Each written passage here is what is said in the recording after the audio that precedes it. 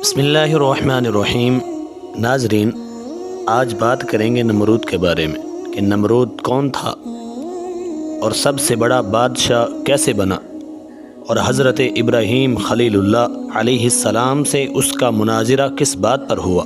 Video کو آخر تک لازمی دیکھیے اور ہمارے چینل کو سبسکرائب کر دیجئے تاکہ ہر آنے والی نئی ویڈیو آپ تک بآسانی سے پہنچ سکے۔ ناظرین، نمرود بہت بڑے پائے کا بادشاہ تھا۔ سب سے پہلے اس نے اپنے سر پر تاج شاہی رکھا اور خدائی دعویٰ کیا معاذ اللہ۔ یہ ولد الزنا اور حرامی تھا۔ اس کی ماں نے زنا کرا لیا تھا جس سے نمرود پیدا ہوا تھا۔ کیونکہ نمرود کی ماں کا شوہر نامرد تھا، اس لیے نمرود کی ماں کو یہ خطرہ پیدا ہو گیا تھا کہ سلطنت کا کوئی وارث پیدا نہ ہوگا تو بادشاہت ختم ہو جائے گی۔ تو اس وجہ سے اس کی ماں نے کسی غیر مرد کے پاس جا کر ہم بستری کروائی اور اس کے نطفہ سے یہ ولد الزنا پیدا ہوا، اور یہ حرامی بڑا ہو کر بہت بڑا اقبال مند ہوا اور بہت بڑا بادشاہ بن گیا۔ مشہور ہے کہ پوری دنیا کی بادشاہی صرف 4 مردوں کو حاصل ہوئی، جن میں 2 صاحب ایمان تھے اور 2 کافر تھے۔ حضرت سیدنا سلیمان علیہ السلام اور حضرت ذوالقرنین، یہ دونوں تو صاحب ایمان اور مومن تھے، اور نمرود اور بخت نصریہ یہ دونوں کافر تھے۔ نمرود نے اپنی سلطنت بھر میں یہ قانون نافذ کر دیا تھا کہ اس نے خوراک کی تمام چیزوں کو اپنی تحویل میں لے لیا تھا۔ یہ صرف ان لوگوں کو خوراک کا سامان دیا کرتا تھا جو لوگ اس کی خدائی کو تسلیم کرتے تھے۔ ایک مرتبہ حضرت ابراہیم علیہ السلام اس کے دربار میں غلہ لینے کے لیے تشریف لے گئے تو اس خبیث نے کہا کہ پہلے تم مجھ کو اپنا خدا تسلیم کرو، تبھی میں تم کو غلہ دوں گا۔ حضرت ابراہیم علیہ السلام نے برے دربار میں علی اعلان فرما دیا کہ تو جھوٹا ہے اور میں صرف ایک خدا کا عبادت کرنے والا ہوں جو وحدہ لا شریک ہے۔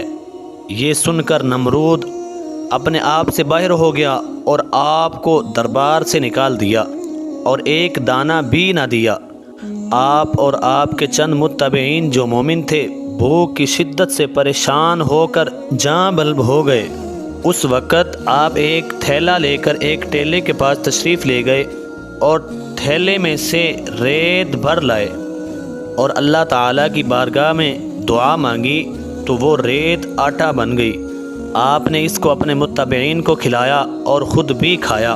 پھر نمرود کی دشمنی اس حد تک بڑھ گئی، اس نے آپ کو آگ میں ڈلوا دیا، مگر وہ آگ آپ پر گلزار بن گئی اور آپ سلامتی کے ساتھ اس آگ سے باہر نکل آئے اور علی اعلان نمرود کو جھوٹا کہہ کر خدائے وحدہ لا شریک کی توحید کا چرچا کرنے لگے۔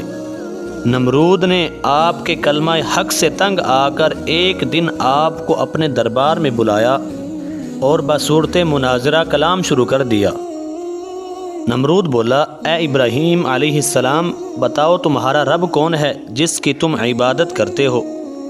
حضرت ابراہیم علیہ السلام نے فرمایا، اے نمرود، میرا رب وہی ہے جو لوگوں کو زندہ کرتا ہے اور لوگوں کو موت دیتا ہے۔ نمرود نے یہ سن کر کہا، یہ تو میں بھی کر سکتا ہوں۔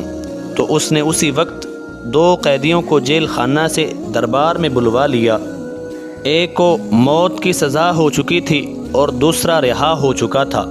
نمرود نے پھانسی پانے والے کو تو چھوڑ دیا اور بے قصور کو پھانسی دے دی اور بولا کہ دیکھ لو، جو مردہ تھا میں نے اس کو جلا دیا اور جو زندہ تھا میں نے اس کو مردہ کر دیا۔ حضرت ابراہیم علیہ السلام نے سمجھ لیا کہ نمرود بالکل ہی احمق اور بے وقوف ہے اور نہایت ہی گھٹیا آدمی ہے جو جلانے اور مارنے کا یہ مطلب سمجھ بیٹھا۔ اس کے بعد آپ نے اس کے سامنے ایک دوسری بہت ہی واضح اور روشن دلیل پیش فرمائی۔ آپ نے ارشاد فرمایا کہ اے نمرود، میرا رب وہی ہے جو سورج کو مشرق سے نکالتا ہے اور مغرب میں غروب کرتا ہے۔ اگر تو خدا ہے تو ایک دن سورج کو مغرب سے نکال کر دکھا۔ حضرت ابراہیم علیہ السلام کی یہ دلیل سن کر نمرود حیران اور پریشان ہو گیا۔ اور آپ کے جواب میں کچھ بھی نہ بول سکا۔ اس طرح یہ مناظرہ ختم ہو گیا اور حضرت ابراہیم علیہ السلام اس مناظرہ میں فتح مند ہو کر دربار سے باہر تشریف لائے اور توحید الہی کا وعظ علی الاعلان فرمانا شروع کر دیا۔ قرآن مجید میں اس مناظرہ کو ان لفظوں میں بیان فرمایا گیا کہ اے محبوب، کیا آپ نے نہ دیکھا اس شخص کو جس نے ابراہیم سے ان کے رب کے بارے میں اس گھمنڈ پر جھگڑا کیا کہ اللہ تعالیٰ نے اس کو بادشاہی دی، جبکہ ابراہیم علیہ السلام نے کہا میرا رب وہی ہے جو جلاتا ہے اور مارتا ہے۔ وہ بولا کہ میں بھی جلاتا ہوں اور مارتا ہوں۔ ابراہیم نے فرمایا اللہ سورج کو مشرق سے لاتا ہے، تو اس کو مغرب سے لے آئے، تو اس کے ہوش اڑ گئے اور اللہ ظالموں کو راہ نہیں دکھاتا۔ امید کرتا ہوں کہ آج کی ویڈیو آپ کو بہت ہی اچھی لگی ہوگی۔ ہماری حوصلہ افزائی کے لیے ہمارے چینل کو سبسکرائب کر دیجئے اور اپنی دعاؤں میں یاد رکھیے۔ جزاک اللہ خیرہ۔